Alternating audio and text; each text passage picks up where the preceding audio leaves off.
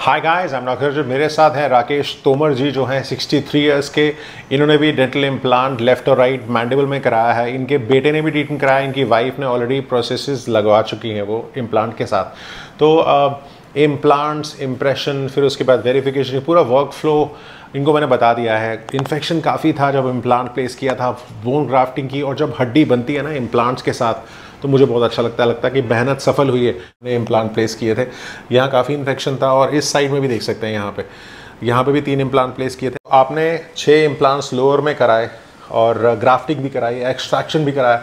तो अब क्या आपको लगता है कि इम्प्लांटोलॉजी टेक्निकल है, आसान है, स्टेप वाइज फॉलो करना पड़ता है प्रोसेस? क्योंकि आपने पहले भी इम्प्लांट कराया हुआ है।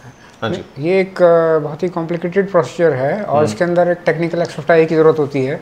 और इसको अंडरटेक करने से पहले क्लिनिशियंस का मतलब ट्रैक रिकॉर्ड और उन्होंने जो जितने पहले काम किए हैं वो देखना बहुत ज़रूरी होता है। क्योंकि इसमें बहुत सारे केसेस ऐसे होते हैं कि आप एक्सट्रैक्शन कराएं तो वो भी ठीक से नहीं होता है, और उसमें दोबारा से मतलब कुछ कराना हो सकता है। इवन इम्प्लांट में भी ऐसा हो सकता है। तो उसके मतलब क्लिनिशियंस का जो पहला ट्रैक रिकॉर्ड है देखना बहुत ज़रूरी है, और उनका क्या एक्सपर्टाइज लेवल है, और तभी इसको अंडरटेक करना चाहिए। तो मेरे जो व्यूअर्स है जो आपको देख रहे हैं उनको कुछ कहना चाहेंगे भाई, इम्प्लांट करवाने से पहले आपने जैसे बोला और उसके बाद आपने क्या क्या प्रिकॉशन लिए? बिकॉज हमने जब ग्राफ्टिंग भी किया था, मेम्ब्रेन भी प्लेस किया था, पेशेंट का भी साथ होना बहुत ज़रूरी है।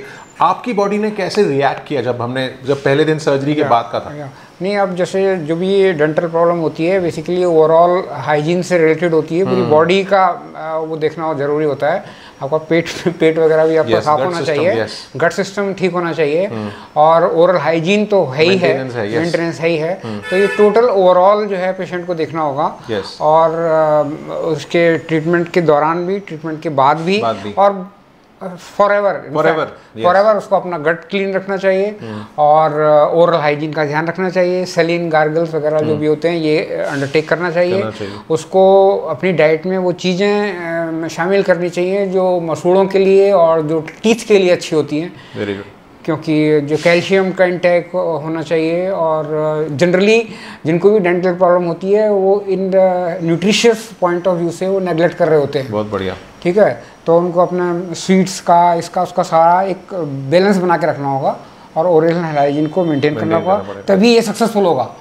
तो आप सक्सेसफुल हैं, आपकी ट्रीटमेंट और आपकी सर्जरी हुई? हाँ, तो मैं तो इस चीज़ का फॉलो किया है, और इसीलिए जैसे डॉक्टर साहब बोल रहे हैं कि हीलिंग वगैरह अच्छा हुआ है, तो वो इसी वजह से अच्छा हुआ है क्योंकि इसके दौरान मैंने मतलब जो उसका पालन किया है, और मैं वैसे भी करता हूँ और आगे भी करता रहूँगा।